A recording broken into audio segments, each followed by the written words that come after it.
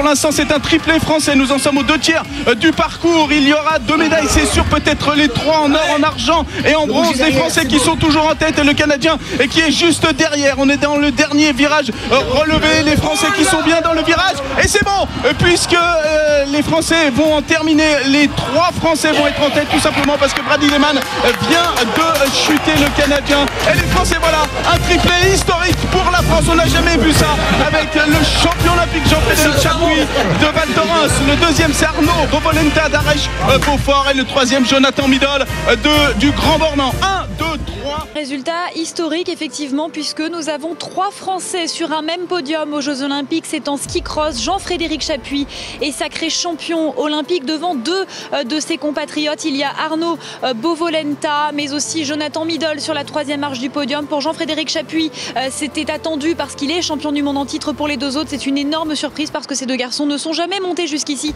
sur un podium international. Donc 3 Français sur le podium des JO, c'est historique.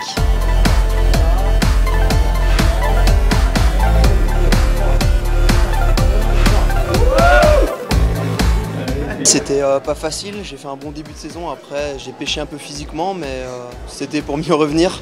Donc je suis vraiment satisfait de ce résultat et de cette journée. Une fois que je passe la ligne d'arrivée, je me retourne et je vois les 2 Français avec moi. Je vois pas le Canadien, donc super heureux. Je me suis dit, ouais, c'est vraiment énorme. En passant la ligne, j'ai relevé, je me suis dit, ça y est, vice-champion olympique. Et voilà, j'étais pas forcément attendu, j'étais un peu en outsider, je savais que j'avais les capacités de le faire, mais bon, voilà, j'ai su saisir ma chance à fond et ça s'est tout bien déroulé jusqu'à la finale, donc parfait. Moi, je le sens dans le dernier virage, je sens le Canadien sur mes skis en arrière.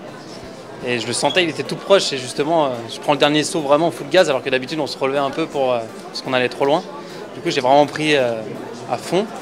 Et ouais, en réception, du coup, j'ai pas réussi à réceptionner mon saut. Du coup, je me suis jeté sur la ligne parce que je savais pas si le Canadien était à gauche, à droite. Après, j'ai même mis du temps à réaliser que le Canadien n'était pas là. En fait, il était resté là-haut. Et moi, je le cherchais partout. Je me disais, il est où? Quand j'ai vu qu'il n'était pas là, j'ai vu les deux collègues qui étaient là-bas. J'ai dit, ouais, bah, c'est bon, la triplé magique.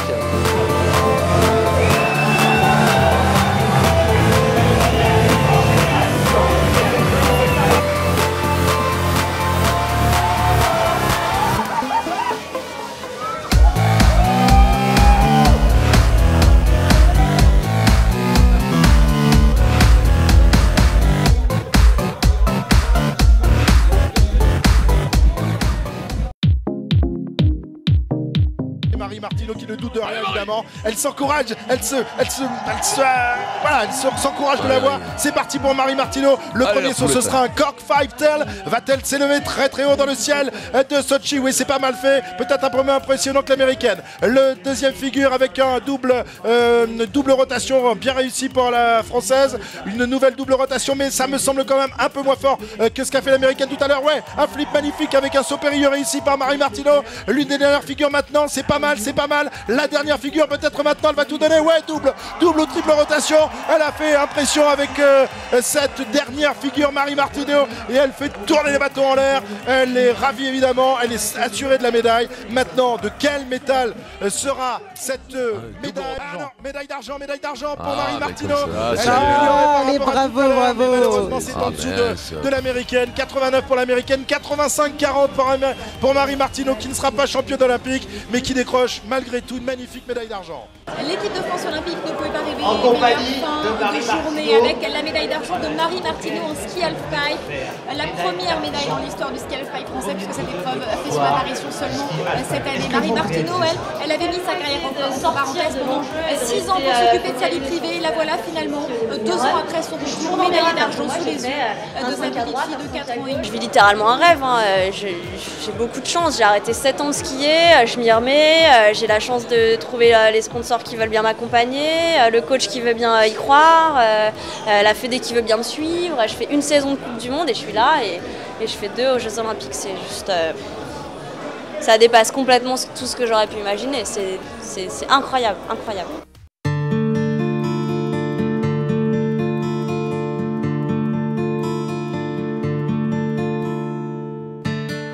Oui, qu'une partie de la délégation veut rentrer. C'est le cas surtout d'une athlète. Pour l'instant, une athlète qui a émis le souhait de partir. C'est une skieuse qui s'appelle Bogdana Matsowska. Elle a donc émis le souhait de partir avec son père qui est également son entraîneur. Elle était prévue sur l'épreuve de demain du slalom et elle ne devrait donc pas participer et devrait rentrer au pays aujourd'hui. En fait, ce qui s'est passé, c'est qu'hier, les athlètes ukrainiens avec Sergei Bubka, le président de la délégation du comité olympique ukrainien, ont émis le souhait de porter un brassard noir en hommage aux victimes des affrontements survenus donc ces dernières heures en Ukraine. Sauf que ce symbole, ce geste est interdit par le comité international olympique, il est interdit par la charte. Il a donc été décidé d'abord d'organiser une minute de silence au village olympique avec Sergei Bubka. Je vous propose d'écouter justement les précisions de Victor Adamski, le porte-parole du comité international olympique.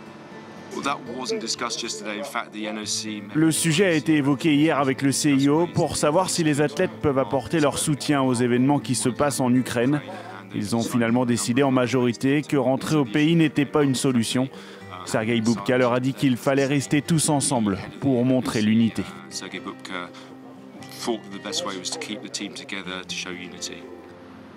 Voilà, et Sergei Bubka qui a déclaré que les athlètes pouvaient rester ici au village olympique, mais n'a absolument rien interdit. Les athlètes sont libres de partir s'ils le souhaitent. C'est ce qu'a précisé le président du comité olympique ukrainien. Sachez que sur les 43 athlètes présents initialement aux Jeux olympiques, il en reste à peu près une douzaine parce que beaucoup d'épreuves sont terminées et qu'ils sont rentrés comme beaucoup d'autres athlètes d'autres nationalités. Il en reste une douzaine pour qui les épreuves n'ont pas encore commencé ou alors sont en cours.